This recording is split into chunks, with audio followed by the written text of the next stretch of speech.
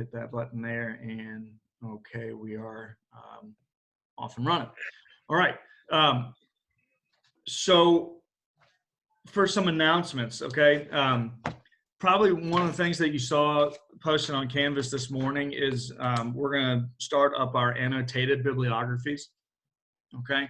And I talked about that a little bit on Tuesday, but our annotated bibliographies, now I pushed the date back on when we want to turn that in. It originally was April the 9th, but I made it April the 13th, so you're going to have kind of 2 weekends to work on it coming up, okay? So it's about 10 days off and 11 days off April 13th, okay? And I'll explain much more on that here in a minute about what we want to do with the annotated bibliography, because that's going to be kind of one of the big things that we do today during the Zoom sessions. I'm going to take some questions on that and see what you guys think about what's going on. After class today, I'm going to do CPA number 9 for next Tuesday, okay? So, as far as getting your schedule, writing stuff down or putting it in your phones or wherever, CPA number 9, all that's going to be is I'm going to ask you to do just one annotation for one of your sources that you've been working with, okay? So you're going to cite it correctly. You're going to use, hopefully, Chicago Manual style. If not, you can use one of the other ones, but I would prefer Chicago Manual style. And then you're going to do an annotation, which we'll talk about in a minute. It's about a paragraph of summary of the source, okay? So it's not an extensive thing, but I just want to get you guys for the CPA on Tuesday working with what an annotation is, and then be ready to talk about it. Okay, we're going to be ready to talk about what it is that you annotated and the source that you chose, okay? So that's going to be what we're going to do over the weekend. That'll be kind of, homework, is to do that CPA number 9, which is just one annotation for one of your sources. Okay. Now, eventually, as the paper specs talk about, eventually, we would want at least 5 of these annotations outside of the Backman text. Okay, so if you do one for the CPA, you got one completed already. Okay, the other due dates for the final paper remain the same: Friday, May the 8th. All right, which is basically the last day that school is in session. That's that's the end of exam week. So Friday, May the 8th will be when our final paper is due, and that's also when, by the end of that day on Friday, May the 8th, and it seems like a while off, but it's just a month and a week. That's when when we do the final exam, you want to make sure you get your final exam turned in by that Friday, May the 8th too. So that's kind of if you want to have a date in mind, that's kind of like the cutoff date of when stuff's got to be due, because then I got to process grades over the weekend and then have those ready to go by the following Monday. Okay. Cool. Annotated bibliography draft that's due on the 13th is worth 25 points. And there's a nice rubric that I've attached to it on Canvas. So before you do it, make sure you read through the rubric and see what's expected. Okay, because the rubric is how I'm going to grade and assess what the annotation looks like. Does that make sense? Okay, so maybe even pop open that rubric for CPA number 9 and see what we're looking for on that to make sure that we're getting that thing out in the best possible way. As far as notes go, okay, and instead of I found that the best way to use these Zoom sessions is to talk to you guys like this, to go over some things, some announcements, to do, hopefully some discussion here in a minute. But I don't want to just kind of walk through the notes on a Zoom session, right? Because it kind of gets a little herky-jerky sometimes, like it did the other day when the computer basically blew up. All right. So what I found the most beneficial is, and what I'm going to start doing, and I did this in one of my other classes and they loved it, was I'm just going to do a personal, just me Zoom session where I walk and narrate through the notes on a video that I'll post on YouTube that you can click on. And then if you need to stop or pause or rewind it to get something maybe that you missed. So I'm just going to walk through the PowerPoint, basically just the course notes, just me and the notes, and then you guys can watch that over the weekend, and that'll be kind of how we go through the notes. That makes sense? Instead of just going through the notes right now with you guys here, all right, I'm going to do it one-on-one, and then you can click on that video over the weekend and get those notes up, okay? And then I'm going to put up basically the raw copy of the course notes with it as well, so that you can download them if you want, or print them out if you got a printer there, so you can use them for quiz number 3 and final exam when that comes up.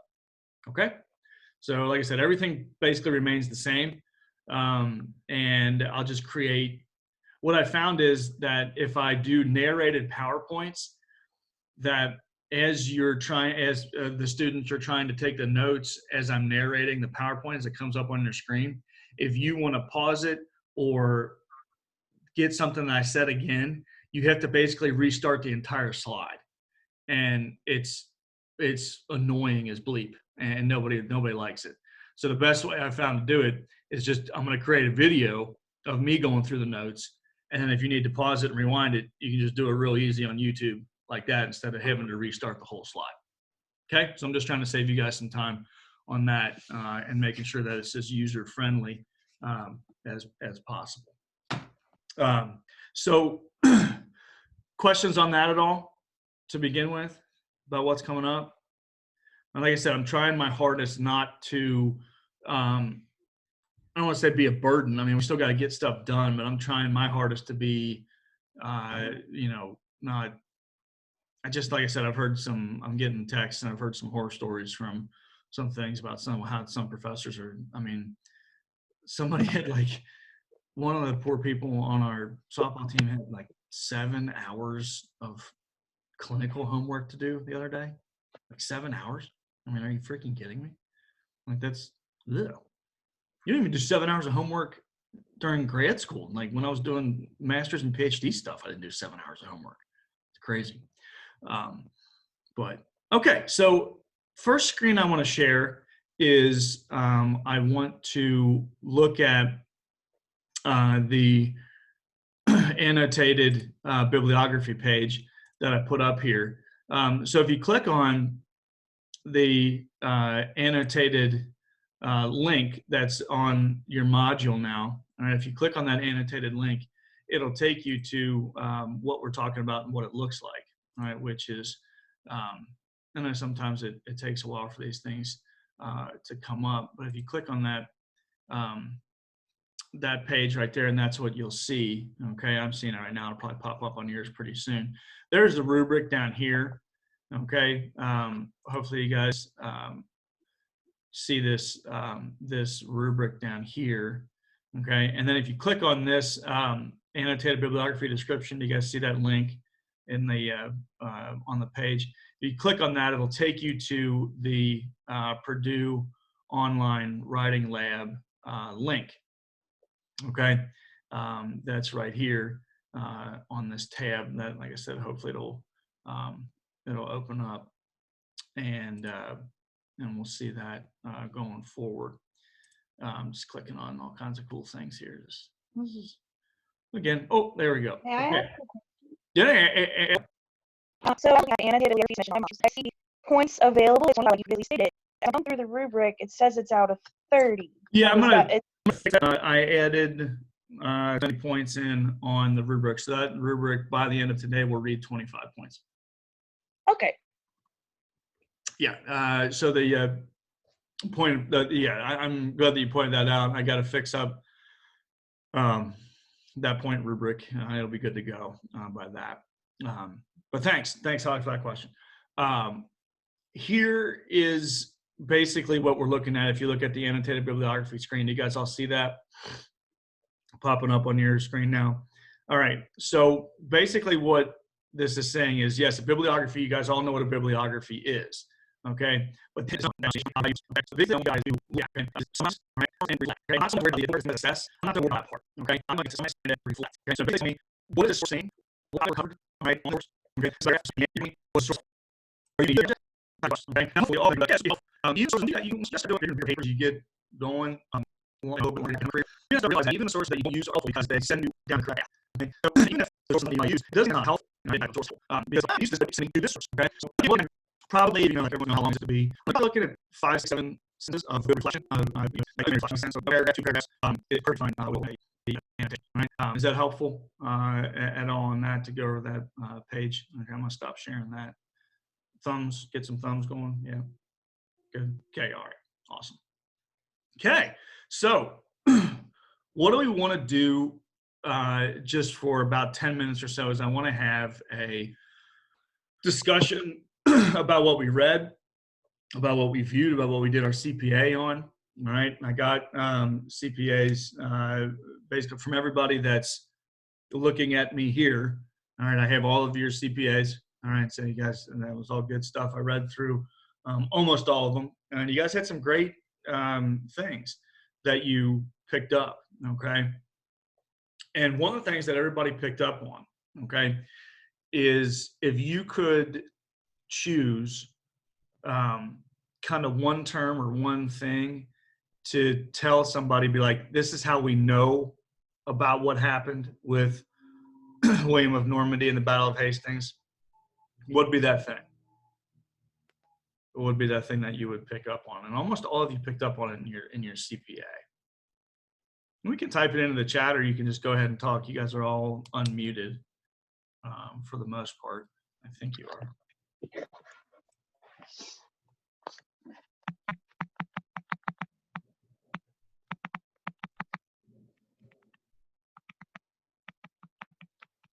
Anybody gonna say hello? You put their pre-battle ceremonies. Okay, I'm intrigued by that. So if you had one thing to choose, you would put,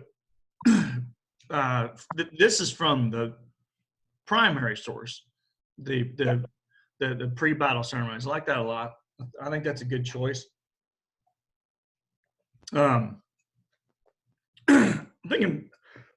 Thinking bigger though, like what do you guys, there is a thing that tells us about what happened. What is that thing called?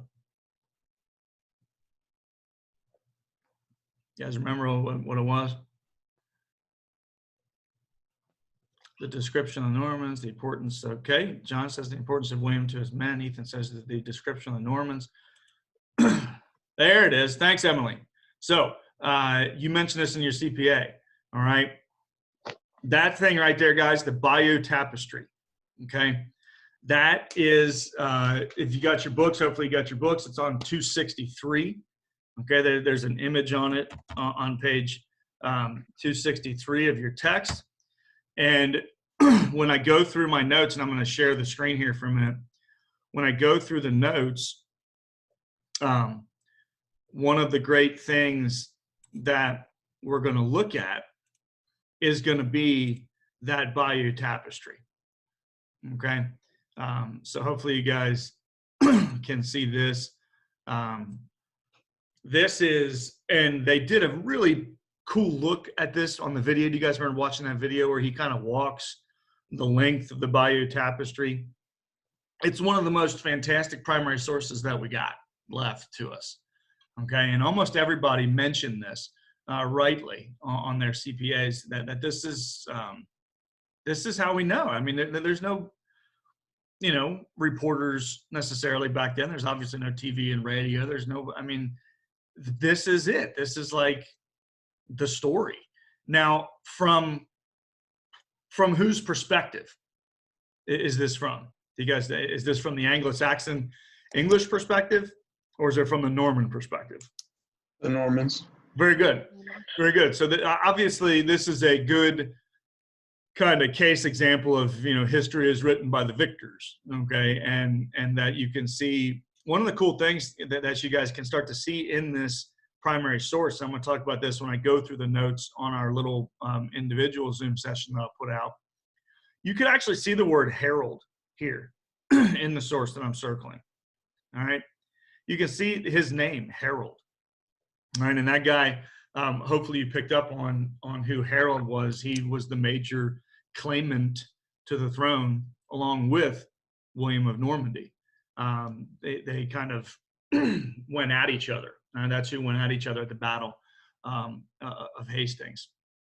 All right, so I'll stop sharing that real quick and get some other looks at what you guys think is going on. Like I said, so we got the Bayeux Tapestry, definitely. Any other choices that you guys picked up on? Like I said, I sent a few messages back to all you guys that, you know, these are really good CPAs that you all did. Somebody wanders into your room and says, "Hey, man, I need some terms. I need some help on what this invasion was like and who was involved." Okay, so we got William out. We got Harold, who was the English claimant to the throne, the Anglo-Saxon claimant. What would be some other things that you would throw in there that we can use on our help for that person who doesn't know anything? Kenzie says the Normans, they shook up culture. That's fantastic. You're exactly right. They did shake up culture. It was a cultural invasion, just as a military invasion. 100% right. They began to change everything. Okay. And one of the big things towards the end of your reading that I'm going to go over in the notes, and another primary source here. Sorry, I got a little got a frog in my throat this morning. The Doomsday Book. Okay.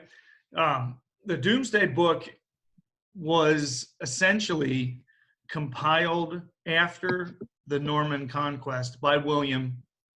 And I'm going to see if you guys are making connections here. Well, did this Doomsday Book remind you of anything that we've gone over in class before? You know, it's back when we were meeting at school before spring break and we were talking about certain things. Did the Doomsday Book remind you guys of anything that we've seen before? Primary source wise.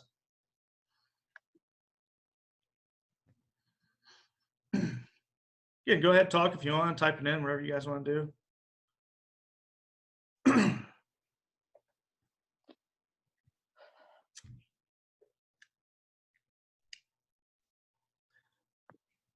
Do some finger exercises while I wait here.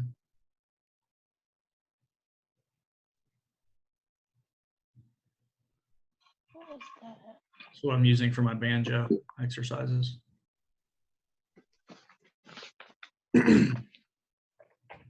What if I type? Let me see if you guys kind of get. I'm going to type in a word, okay?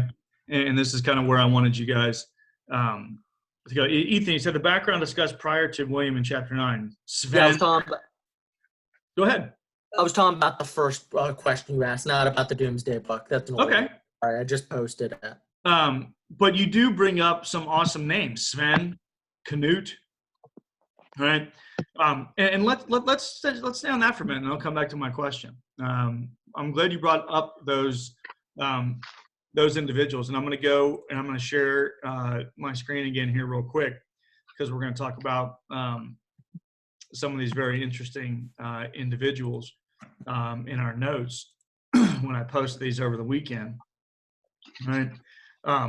One of the more interesting individuals that we go over in our look is going to be the fact that in the middle of all of this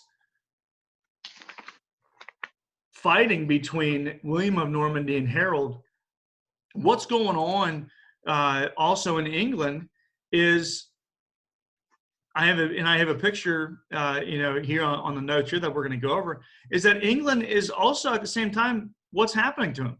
They're being invaded again by the Vikings. Again. Okay. So that guys, this is real interesting, and I hope that you pick up on from the notes over the weekend when we go over it, is that guys, right in the middle of all this stuff going on,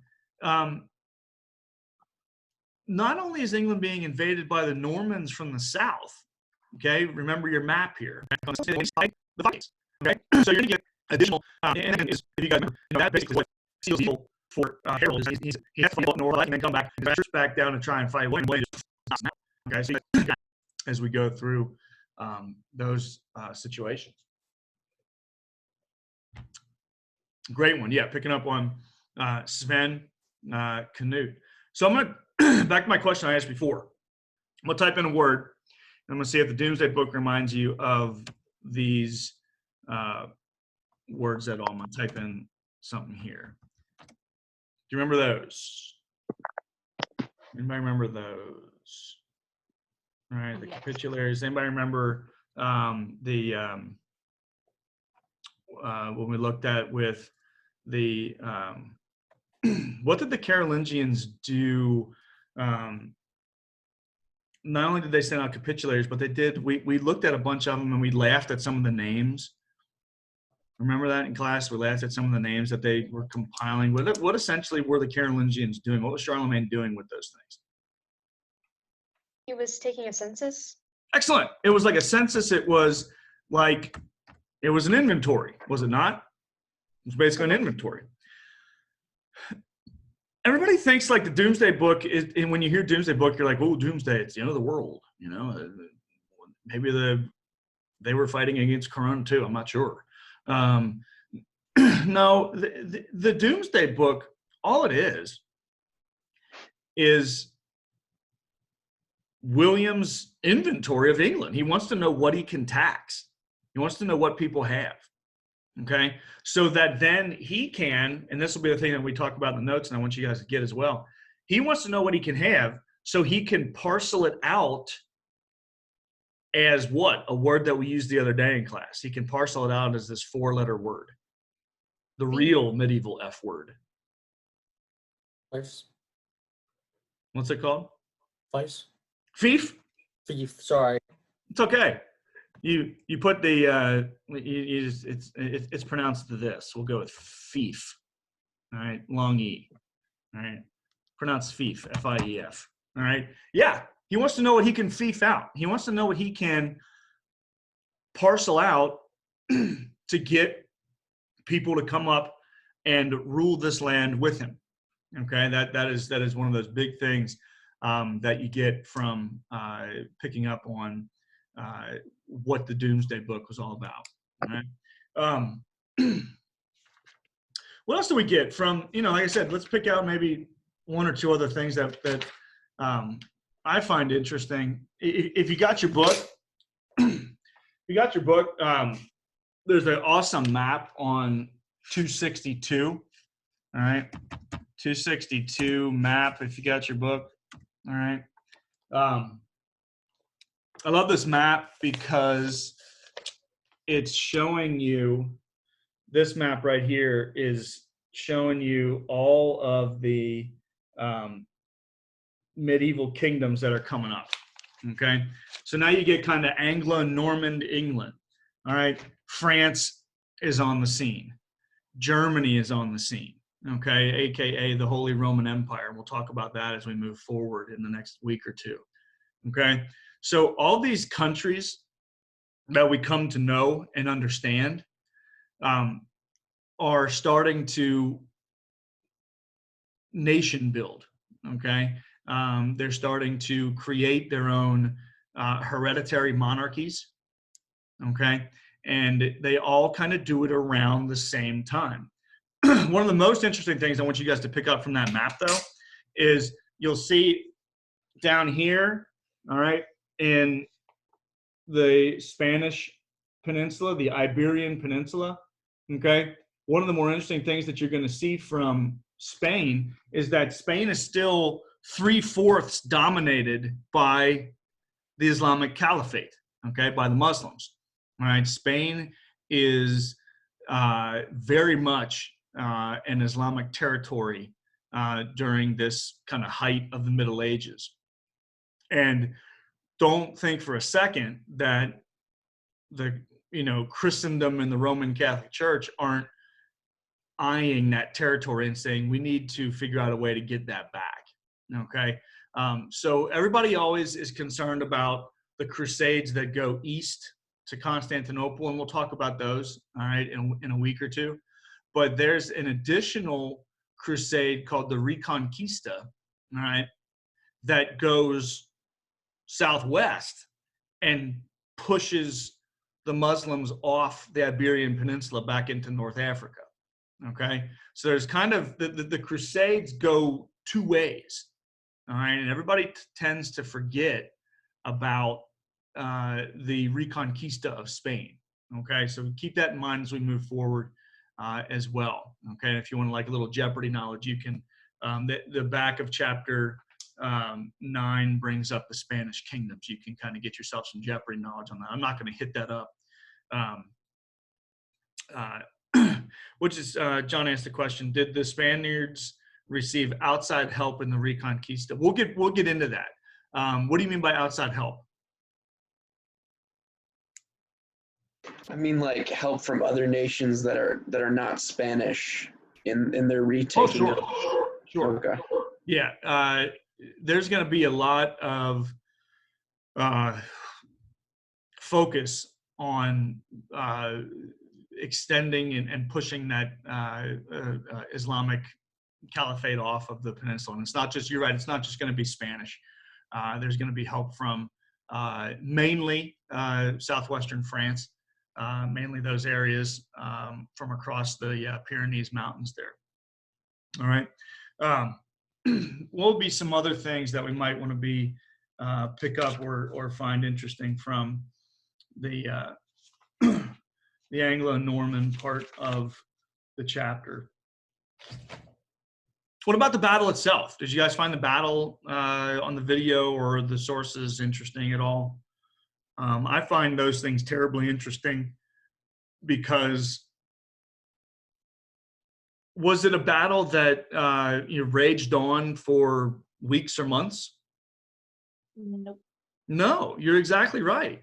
One of the very interesting things about this unbelievably decisive battle that kind of sets, it kind of pivots England and sends them on a new trajectory, is that this was a battle on, in October of 1066 that basically took place in an afternoon between a couple thousand guys. I love that about history, where you get these afternoons, you get these 6-7 hours that change the course of history. Okay, and keep that in mind as we tend to think about the importance of certain days and certain afternoons to the course of medieval history. I found that I always find the Battle of Hastings as interesting. Just a single day in October 1066.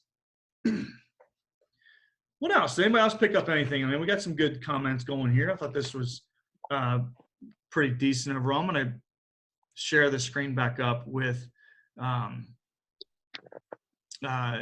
John says you were impressed by William's faith. William's faith in his ability to conquer England. What do you mean by that? So it seems like there were so many bad omens that happened to him. Like, for example, when they were about to cross the channel, they were stopped by a storm. And then he basically brought out the body of the saint, and then all of a sudden the storm cleared up. And then when he landed in England, he stumbled, and instead of considering that as a bad omen, he immediately got up and said, I'm grasping the earth of England or with both hands. Yeah. I like that one. Yeah, so it just seems that no matter what bad omens came at him, he kept a positive attitude. So I'm going to pick up something that is an interesting, an interesting piece of the story is that you guys remember the shipwreck controversy that happened with William and Harold, where basically, guys, feudalism, and this is why we went over feudalism first on Tuesday. Feudalism is at play the entire time in the Norman conquest of England. The story goes that, and you guys hopefully remember this, that Harold is shipwrecked on the coast of England. And basically, William kidnaps him, holds him hostage for ransom, and basically says, I'll let you go if you relinquish your claim to the throne and say that I'm the king. And you get some really interesting dynamics that play out where Harold says, no, I didn't say that. And William's like, yeah, I think you did. Like, so, why would you come, in battle with me and stay with me for so long? So I really love that part of the story. Is you get feudalism at play there where William. So this brings us back to John's point, is this guy's uber confident because he's like, I find in his confidence proof of the story that he's like, no, you told me I'm the king. You said that this was going to be mine. And so I find that his confidence, his desire to stop at, or not stop at any cost, an interesting part of that story. Good stuff. Anything else? Like I said, I'm going to click on our notes here just one more time. We'll share the screen and see if there's anything else that I want to bring up really importantly for our discussion today. Let's see here. Let's go back to our notes here and see if there's anything else that I want to really hit on. There isn't really, like I said, I'm going to go over these narrated wise over the weekend. All right, but and you can have them and stuff and be ready to go. But that seems like that's about it. It seems like we've had a good, decent discussion here for a half hour. Any questions for me, like as far as what's coming up, like what's going on, CPA for Tuesday, annotations, make sure you read through that. Is the annotated bibliography on Canvas? It says it's due the 14th, so it's due the 13th, the day before. It says on Canvas. Ooh, it's whatever that Tuesday is. Sorry, It's the 14th. Yeah, Tuesday. I might have clicked on the wrong day. Yeah, it's going to be due before class on the 14th. Okay, just wanted to double check. Thanks, Ethan. I'll go back and change that if it's not saying that on Canvas. But it's good on Canvas. Oh, okay. It's good on. That I just wanted to double check. I might have misspoke before. What else? Try to get that. Like I said, if you want credit for that CPA number 9 for your one annotation, get that in before class next Tuesday. Okay.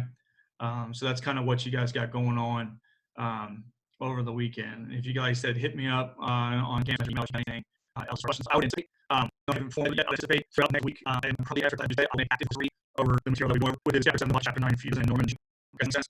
Okay, so probably you might have a formal schedule yet. After class on Tuesday, I will make active quiz for those work next week. We kind of what we do for our work. Same kind of thing. Good points, take questions, enter with some sources, those types of things. Everybody's been doing really good so far.